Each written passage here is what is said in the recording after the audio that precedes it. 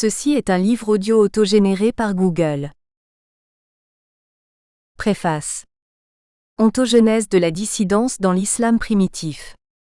Comme toutes les recherches académiques dans le domaine assez pointu des sciences humaines, l'étude de Monsef Gouja ne s'adresse pas aux profanes, auxquels elle peut sembler rebutante et peut-être même ésotérique, mais aux initiés, les historiens, les philosophes, les anthropologues et les théologiens concernés par l'islam en général et par la pensée islamique en particulier. Plus exactement par la Genèse, puis l'évolution des idées et des doctrines islamiques à travers l'espace et le temps. Pour que cette étude, que l'auteur m'a fait l'honneur de préfacer, puisse être appréciée par le lecteur à sa juste valeur, en suscitant chez lui intérêt et curiosité intellectuelle, celui-ci doit donc avoir un minimum de connaissances historiques et théologiques islamiques. L'auteur lui-même est conscient de cette exigence scientifique ou de ce préalable méthodologique, puisqu'il écrit dès les premières pages de son ouvrage, qu'il est souhaitable pour le lecteur qu'il sache ses thèses sur le takim. Il fait allusion aux thèses de Madame Vessia Valieri, éminente islamologue italienne dont les travaux sur et à partir des sources kharidjites ont servi de base de connaissances à la propre recherche de M. Gouja. En effet, l'auteur a voulu inscrire sa propre recherche dans la continuité des travaux de Helvetia Valieri, comme d'ailleurs celle-ci a voulu poursuivre et approfondir les travaux de Sétani, l'une des rares islamologues qui s'est véritablement investie dans l'étude d'une question que beaucoup d'autres chercheurs considèrent comme mignoréa. C'est que depuis des années, dans la sélection ou le recensement orientaliste des grandes problématiques ayant trait à la pensée islamique, le kharidjisme, encore moins l'ibadisme, n'occupe pour ainsi dire qu'une place subsidiaire. Cette sélection a priori arbitraire s'explique par un choix classique et implicite, répartissant l'islam en deux grandes tendances antagoniques, le sunnisme et le chiisme. Encore aujourd'hui, à l'exception de quelques rares études spécialisées, le kharidjisme, cet autre grand pôle de la pensée islamique, est sinon dévalorisé, du moins ignoré.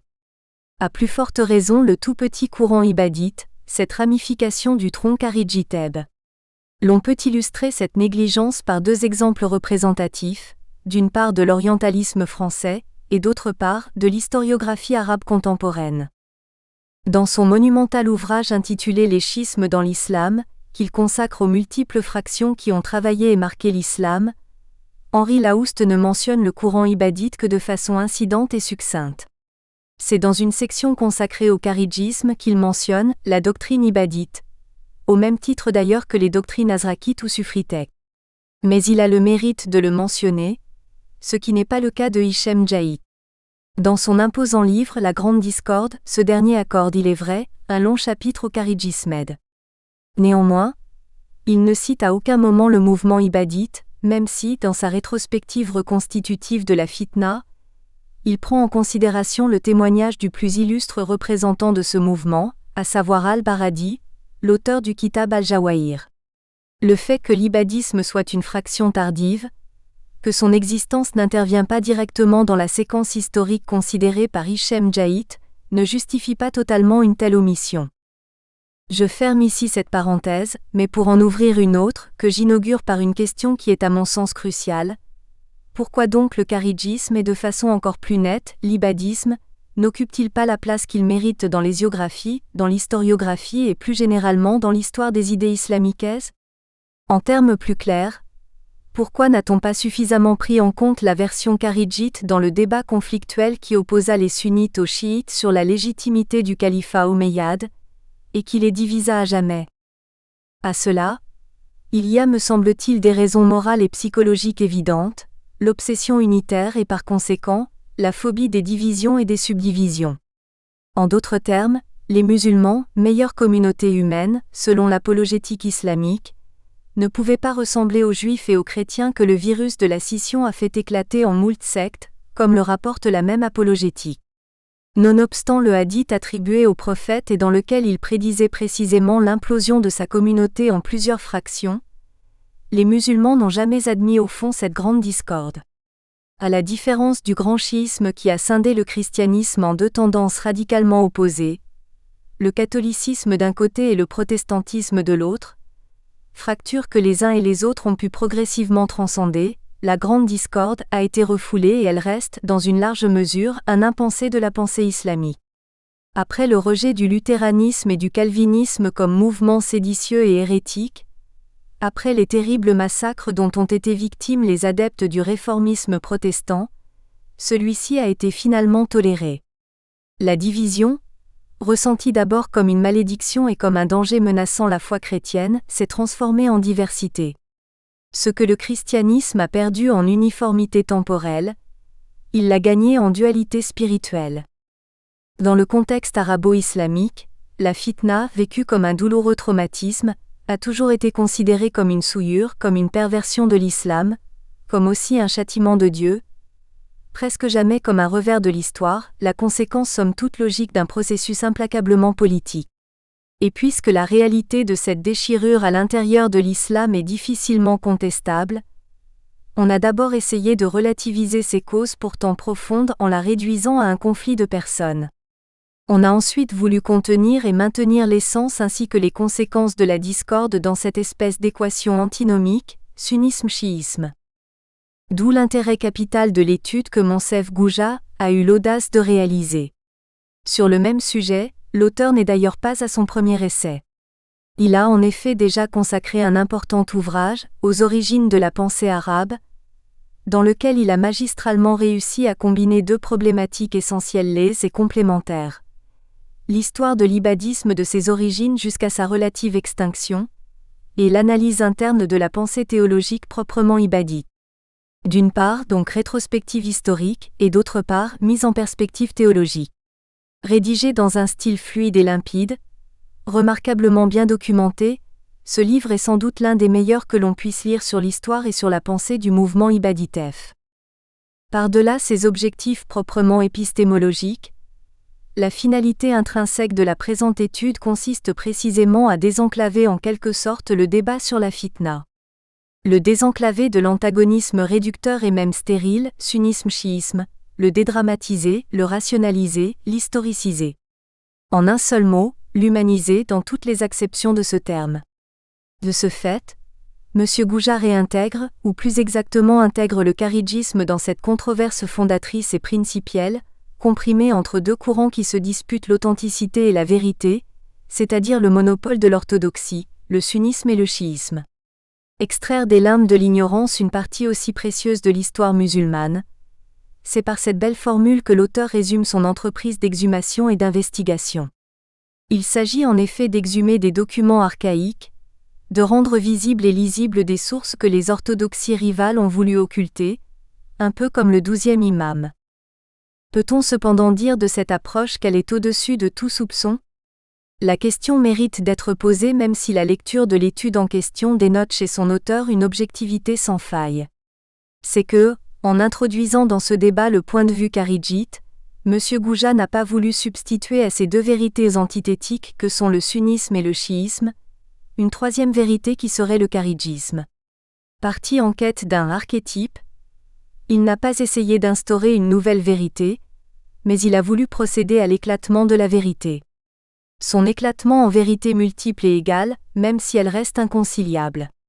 Dans ce travail de déconstruction constructive, l'auteur s'est placé dans une position équidistante entre le sunnisme et le chiisme.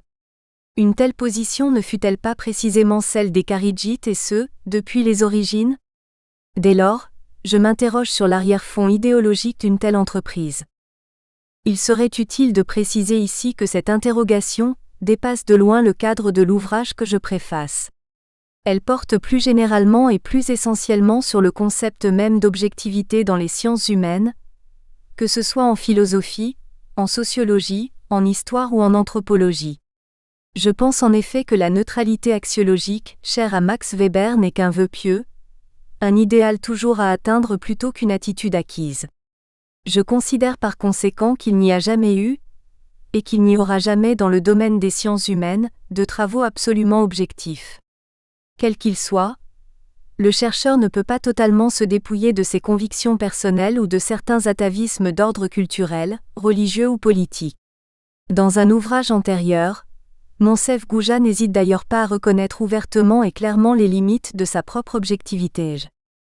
C'est dire combien la subjectivité est inhérente à la recherche.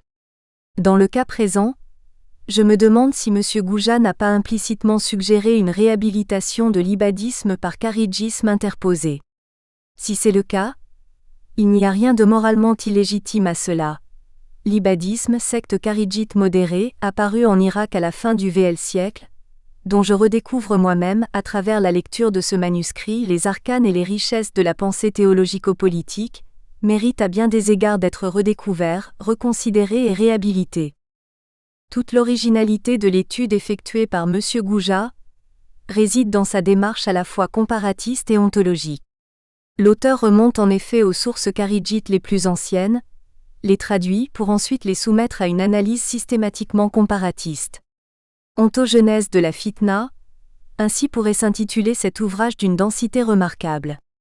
Les sources que l'auteur revisite sont Kitab al-Jawahir d'al-Baradi, l'un des plus illustres savants du courant ibadite, Tabaqat al-Darjini, et enfin, la lettre qu'Abdallah ibn Ibn à accent circonflexe d al-Muri al-Tamimi, le précurseur de l'ibadisme et qui s'est plusieurs fois soulevé contre l'autorité califale, adresse au souverain omeyyade Abdel-Malik ibn Marwan.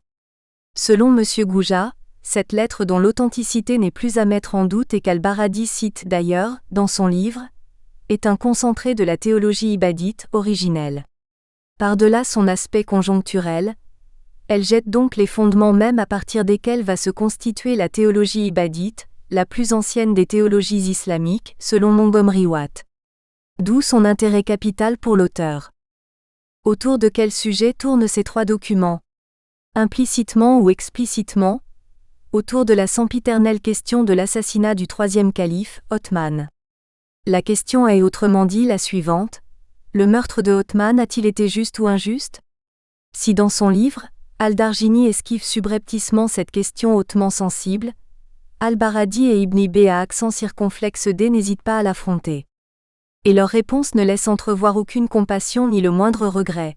Le meurtre d'Othman est juste. C'est un châtiment à la fois légal, du point de vue chariatique, et légitime, du point de vue moral et politique. La contiguïté, et je ne dis pas identité, entre la position chiite et la position kharidjite est ici, et pas seulement ici, manifeste.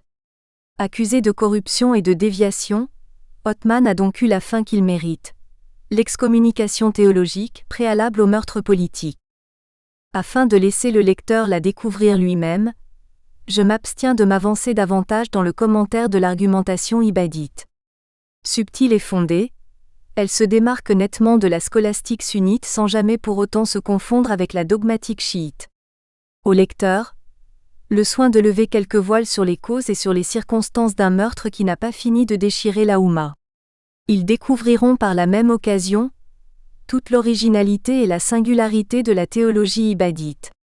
Rien qu'à titre d'exemple, les notions de prédestination et de libre arbitre, kad à accent circonflexe ou qadar, très importantes dans la théologie ibadite et que l'on décèle très tôt, notamment dans les trois documents cités plus haut. Pour mesurer l'importance de ces notions que l'ibadisme, quoi que disent les adeptes de ce mouvement, emprunte vraisemblablement au mutazilisme, il suffit de rappeler qu'elles sont au cœur de la théologie chrétienne, la catholique comme la protestante, et qu'elles ont été un puissant sujet de réflexion philosophique chez Leibniz, chez Pascal et chez bien d'autres philosophes.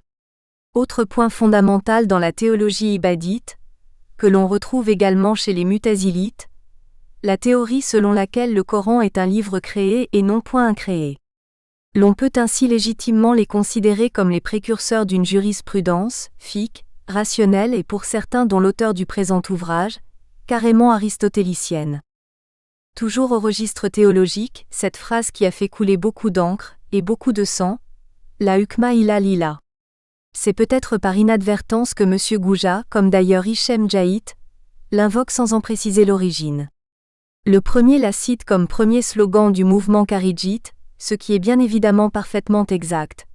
Le second la mentionne comme acte constitutif des Muhakima, cette cellule mère du kharidjisme. Il convient de rappeler que cette phrase idéologiquement et politiquement mobilisatrice est textuellement tirée du Coran, sourate 6, verset 57. Le pouvoir n'appartient qu'à Dieu. Plus surprenant encore, on retrouve son équivalent exact dans le Nouveau Testament, il n'est de pouvoir que de Dieu. Romains 13, 1.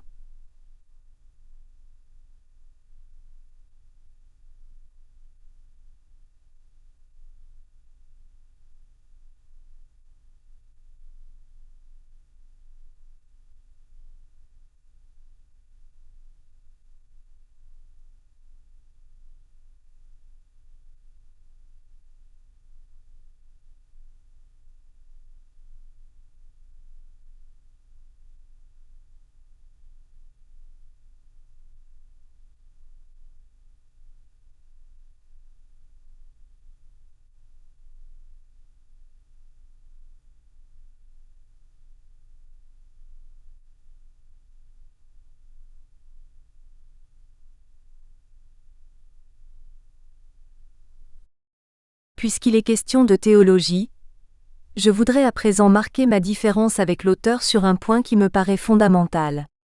Pour ce dernier, comme pour Vessia Valieri ainsi d'ailleurs que pour la majorité des orientalistes, c'est la controverse théologique qui serait à l'origine du conflit politique. Je n'en suis pas si sûr. Je soutiens même l'hypothèse inverse, à savoir que du désaccord politique découle inéluctablement la divergence théologique. Et pour moi, cela vaut aussi bien dans le cas des Kharidjites que dans celui des chiites, même si chez les uns comme chez les autres le début de la contestation s'est d'abord manifesté sous forme de prédication religieuse en rupture avec le discours religieux officiel. Dans le monde arabo-musulman, les choses n'ont pas beaucoup changé depuis. La question de l'amont et de l'aval, celle de l'antériorité et de la postériorité, plus explicitement encore, celle de savoir si la controverse théologique précède le conflit politique ou le contraire, sont finalement secondaires par rapport à la problématique majeure, à savoir le théologico-politique. C'est de cette problématique que découlent les questions des rapports entre légalité et légitimité, entre savoir et pouvoir, entre autorité et pouvoir, en latin auctoritas potestas, en arabe iukem sulta, qui doit commander la cité? Celui qui détient le savoir religieux ou celui qui maîtrise l'art politique, dans le sens machiavélien, et je ne dis pas machiavélique du terme? C'est l'imam qui doit devenir roi, ou est-ce le roi qui doit devenir imam? L'interrogation porte donc beaucoup plus sur la nature, la finalité, le statut et la vocation du commandeur suprême que sur les sources profanes ou religieuses du commandement. Car qu'il soit religieux ou pas, celui qui détient le pouvoir peut gouverner ou prétendre gouverner conformément au Coran et à la charia. D'où cette vérité à laquelle je crois, et qui va à l'encontre des thèses essentialistes et culturalistes défendues par l'orientalisme. Que ce soit dans l'histoire de la pensée politique, théologique et philosophique chrétienne ou dans l'histoire politique, théologique et philosophique islamique, la ligne de fracture s'est toujours manifestée entre trois genres d'opposition, correspondant à trois types de légitimité. Primo, les tenants de la théocratie, pour lesquels le chef de la communauté des croyants doit détenir ès qualité le pouvoir suprême. Secondo, les tenants de la hiérocratie pour lesquels les chefs spirituels doivent se contenter de légitimer le pouvoir temporel. Tertio, les tenants du césaropapisme, pour lesquels la souveraineté temporelle doit annexer le domaine religieux. Ce sont ces trois modèles, que l'on rencontre sous une forme ou sous une autre dans les différentes civilisations, qui ont fait l'histoire de l'humanité. Le modèle laïque, dont on nous vante les bienfaits et les mérites, est bien trop tardif pour qu'on l'affiche ostensiblement comme un signe distinctif et comme un élément de supériorité du christianisme sur l'islam. La laïcité, acquis et réquisit des Lumières, fait la différence entre l'Occident et l'Orient. Elle n'interfère aucunement dans la disparité entre christianisme et islam, nonobstant certaines légendes christianocentristes.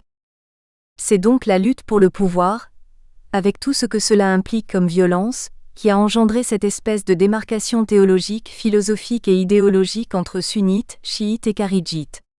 Il est dans la logique de tout conflit, logique de rupture est-il besoin de le mentionner, de sécréter la dissemblance pour nourrir l'intransigeance. Sous peine de ne pas être suivi par la foule, l'adversaire fait tout pour ne pas ressembler à l'ennemi auquel il se mesure et dont il convoite la puissance. Cela expliquerait peut-être la trame foncièrement manichéenne, l'éternel affrontement du bien contre le mal, de la théologie kharidjite ibadite.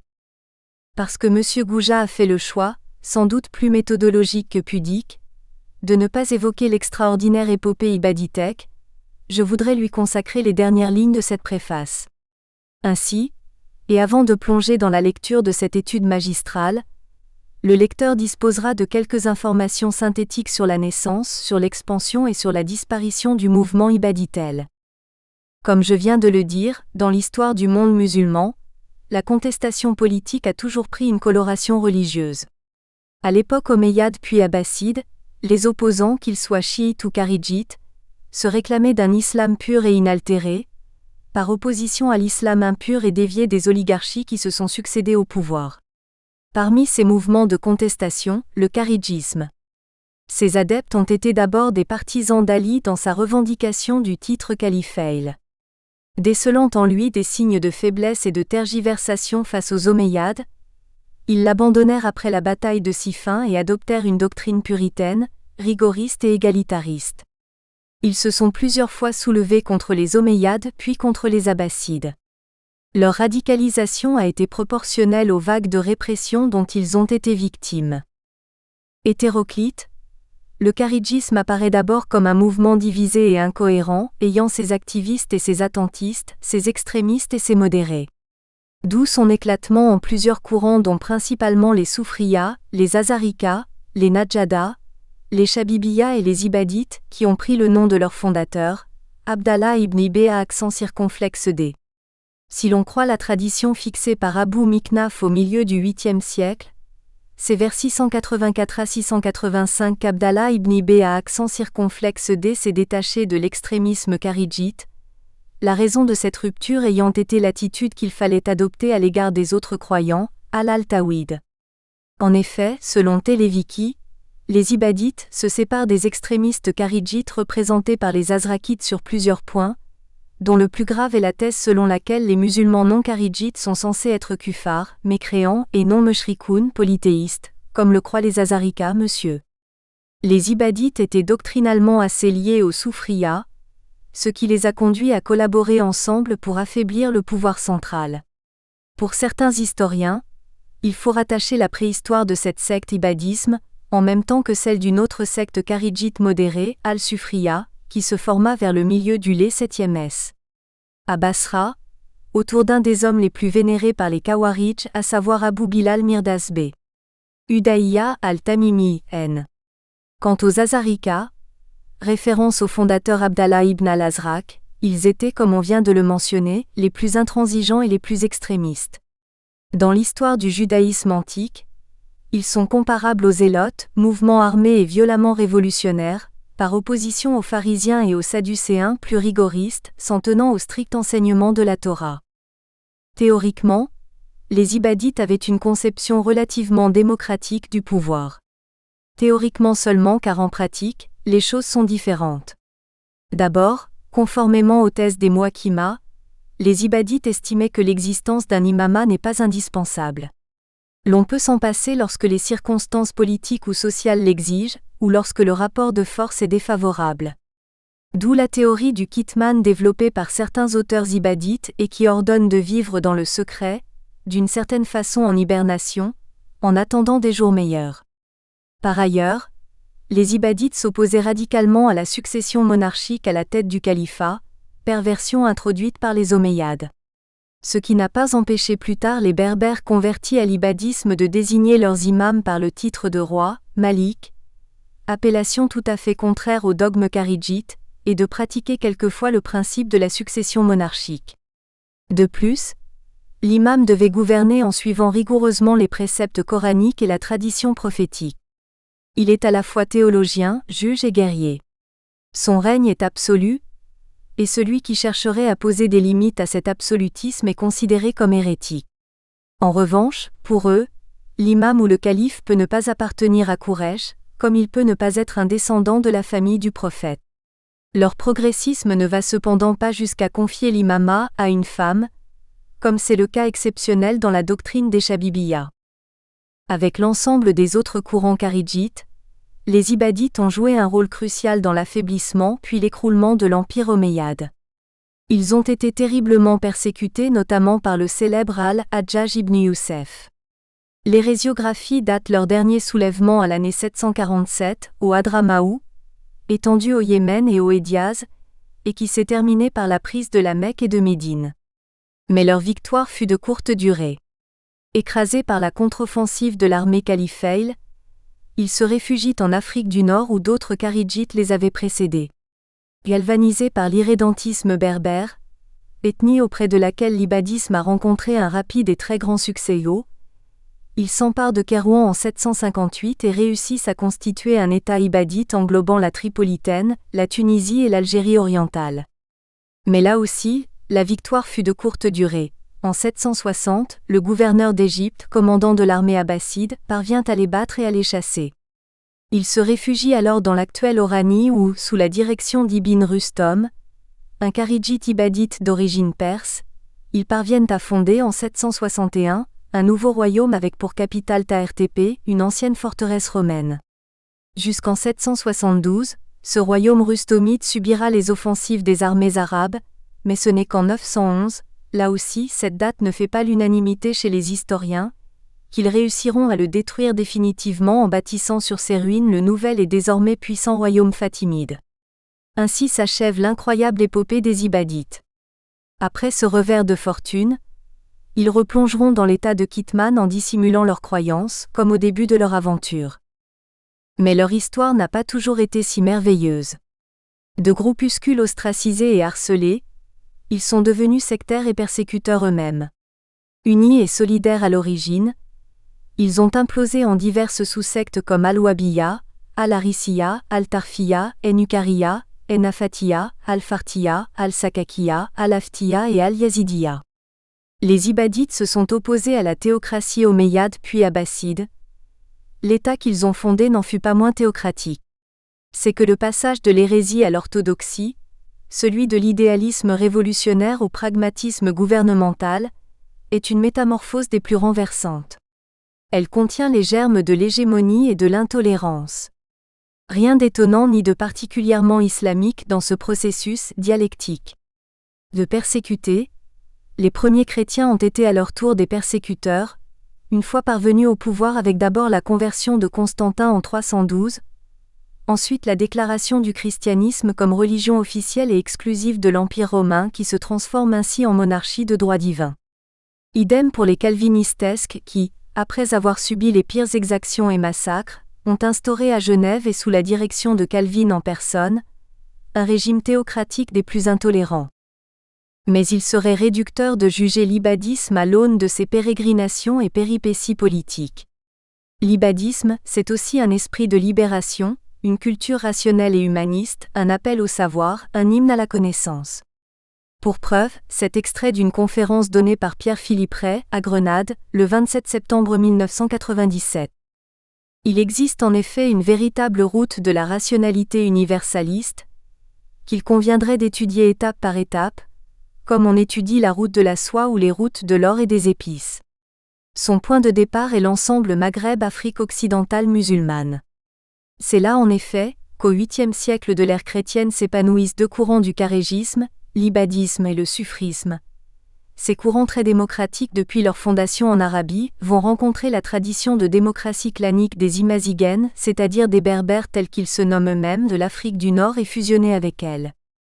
Dès le 8e siècle de l'ère chrétienne, les acquis scientifiques et techniques de la Grèce et de la Perse sont donc reformulés et développés par ce courant dissident de l'islam installé au Maghreb, ainsi d'ailleurs qu'en Oman au même moment. Mais alors que le savoir dans la société hyper-hiérarchisée de la Perse antique, et même dans la démocratie restreinte de la Grèce, était réservé à une élite, les Ibadites le diffusent à tous avec une volonté de scolarisation généralisée qu'on ne retrouvera dans l'histoire qu'après la Révolution française. On passe donc d'une conception initiatique à une conception universaliste du savoir.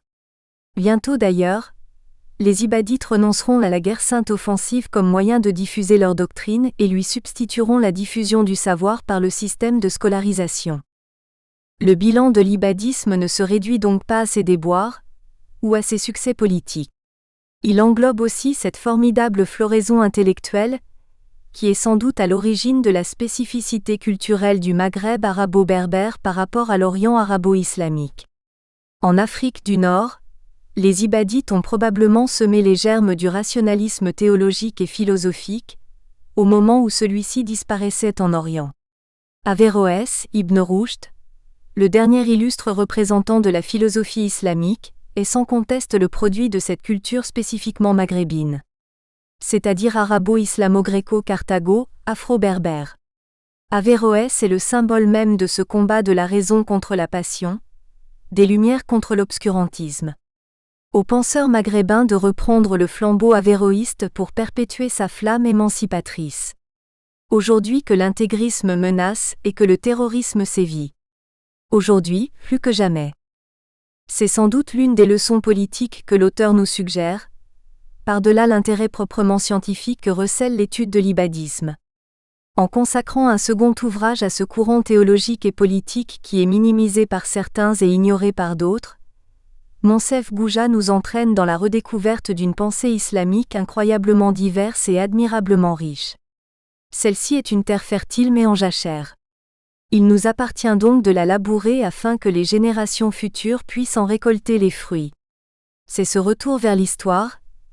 Y retourner pas pour y rester, comme le veulent certains intégristes, mais pour en revenir avec des yeux neufs et des esprits décomplexés, qui permettra au monde arabo-musulman de sortir de la sclérose dans laquelle il se trouve depuis des années, sinon depuis des siècles.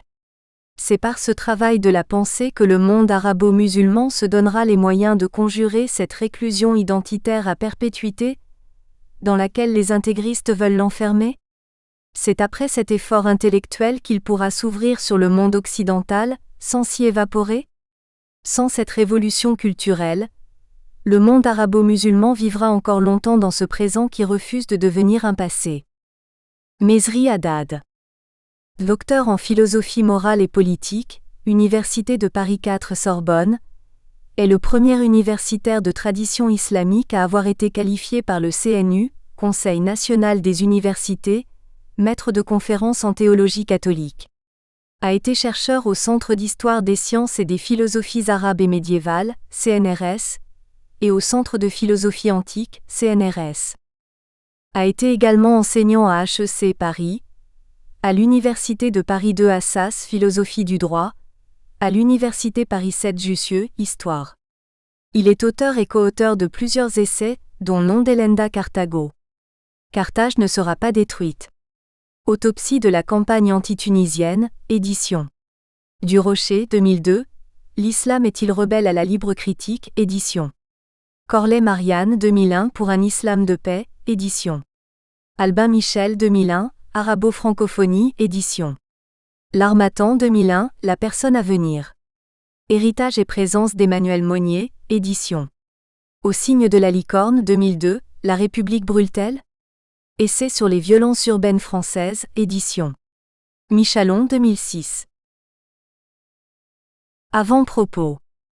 Tous les historiens, historiographes et hérésiographes reconnaissent l'importance du problème soulevé par le meurtre de Othman le troisième calife pour l'entière communauté islamique, et surtout pour l'évolution ultérieure de la jeune religion. On peut même dire sans trop se hasarder que la question de savoir s'il fut tué justement ou injustement détermina la nature des controverses qui eurent lieu à l'aube de l'islam et qui sont à l'origine des divergences dogmatiques qui eurent lieu par la suite et qui divisèrent la communauté en sectes. Notons aussi, en passant, que certains éléments de ces controverses qui tournaient autour de la conception que doivent avoir les musulmans du califat ou de l'imama,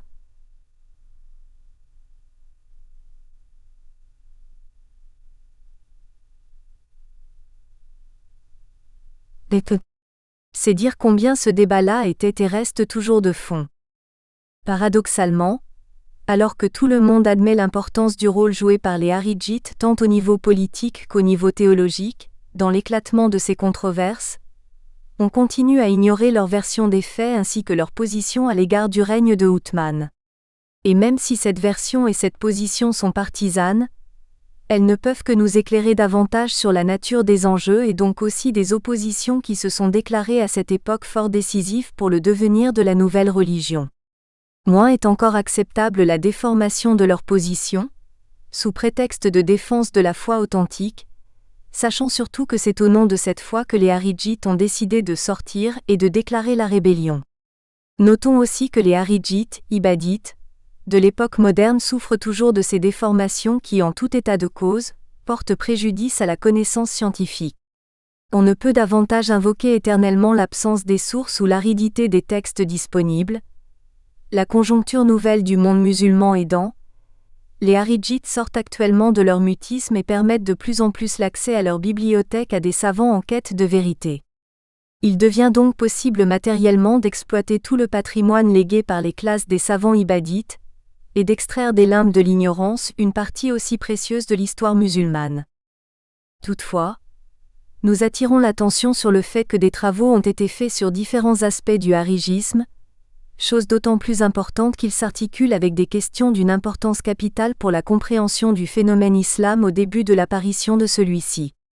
Certains ont eu le mérite de soulever des questions qui risquent de bouleverser notre connaissance de cette période.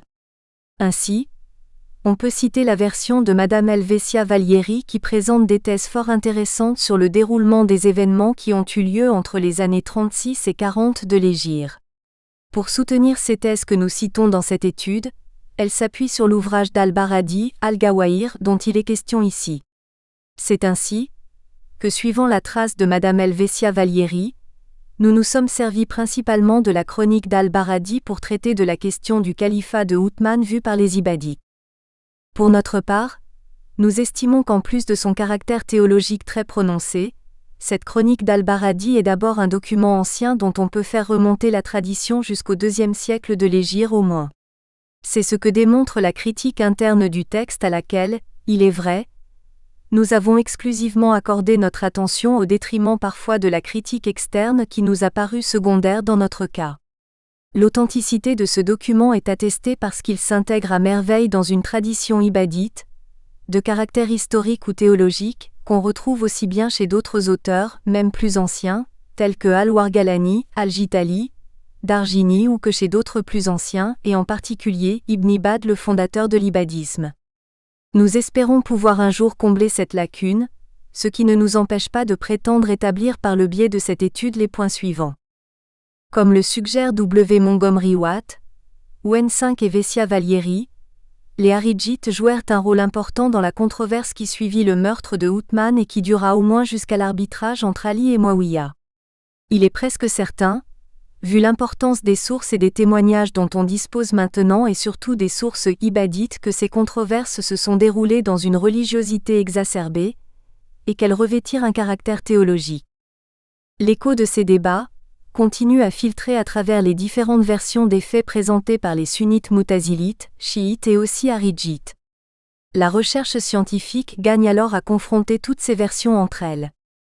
Ces versions des faits obéissent par conséquent à des arrière-fonds idéologiques qu'il est possible de dégager pour reconstituer les éléments de ce débat ancien. Nous avons essayé dans cette étude de démonter l'exemple ibadite. La version d'Al-Baradi est plus qu'une simple chronique. C'est un document théologique ancien.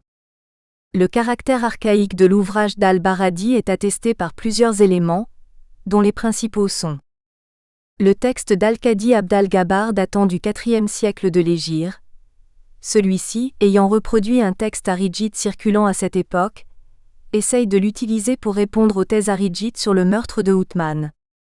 La lettre d'Ibn Ibad à Abdel Malik B. Marwan. Nous avons essayé de démontrer l'authenticité de ce document, qui donne le ton de l'ouvrage d'Al-Baradi. L'étude de l'Isnad. On a pris comme exemple un personnage représentatif qui est Amr b. Maïmoun originaire de Raga, où une tradition haridjite s'était déclarée et qui connut des événements où se sont trouvés mêlés les haridjites.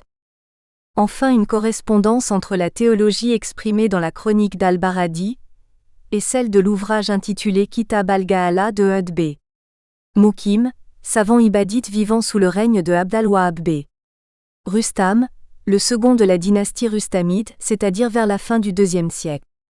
Ces éléments archaïques peuvent nous permettre de reconstituer des éléments du débat qui s'instaurait à l'aube de l'islam entre al-Sunnah ou al-Jama'a et les haridjites autour de la question de la Jama'a.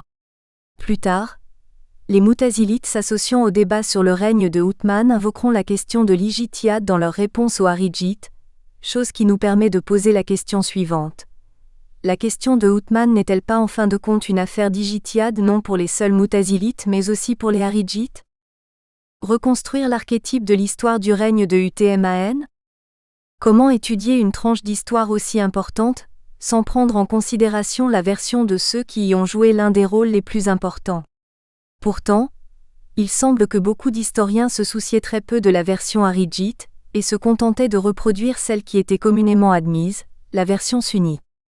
Loin de nous l'idée de faire confiance à la seule version haridjite, nous pensons néanmoins qu'elle constitue un élément essentiel de l'énigme, et qu'il est impossible de reconstituer l'archétype de l'histoire du règne de Othman sans passer par là. Il nous était d'autre part impossible, vu les limites de notre étude, de reconstituer intégralement l'archétype. Notre travail a essentiellement consisté à ajouter et à accumuler des données que nous considérons comme essentielles, surtout en comparant la version aridjite aux autres versions sunnites, chiites et mutazilites, mais aussi à faire valoir l'idée de l'existence d'un archétype, une idée qui peut frayer une voie nouvelle, à notre sens, à la recherche objective, loin des passions idéologiques et politiques. Comment remonter alors le fil de l'histoire, au moment où nous savons très bien qu'un maillon important nous manque? L'histoire de 4 siècles de harigisme? En effet, un rideau noir nous cache les années les plus précieuses, celles de l'élaboration du dogme. Nous nous sommes donc attelés à la tâche de reconstruire à la lumière des manuscrits dont nous avons pu disposer, les éléments essentiels du dogme aridjite sous sa coloration ibadite, toujours guidés par l'idée que les variations du dogme se répercutent sur les versions historiques et non qu'à un dogme archaïque. Or le dogme ibadite a peu varié d'Ibn Ibad à al-Baradi. La version historique risque donc d'avoir subi le même sort et donc d'avoir peu varié. Ainsi à travers al-Baradi, 7, on peut retrouver Ibn Ibadi et retrouver ainsi une partie importante de l'archétype. Certes, l'authenticité des textes reste toujours un objet d'étude, mais notre but était toujours de continuer à travailler dans l'optique où leur authenticité était vérifiée. Peut-être d'autres chercheurs viendront un jour confirmer ou infirmer ce que nous nous proposons de présenter comme une hypothèse de travail. Nous espérons que vous avez apprécié cet aperçu. Pour continuer à écouter ce livre audio sur Google Play Livres, utilisez le lien dans la description de la vidéo.